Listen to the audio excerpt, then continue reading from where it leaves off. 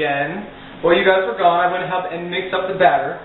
So we're just going to take this and go ahead and put them down about 2 inches apart. You know, you don't want them to be touching because then they'll make a big giant cookie. You don't want that.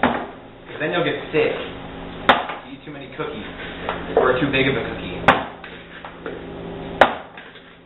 Alright. So you take the cookies and you put them in the oven, which I've gone ahead I've preheated it to 350 degrees.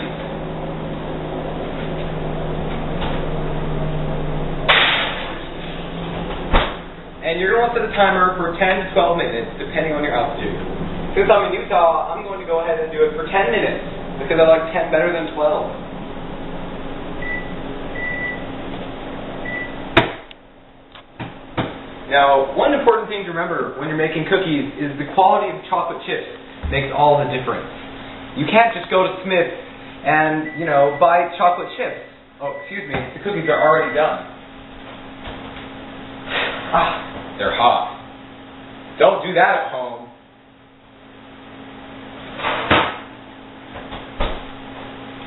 Alright guys, so as you can see, we've got 12 beautiful chocolate chip cookies here. And, you know, just go ahead and enjoy.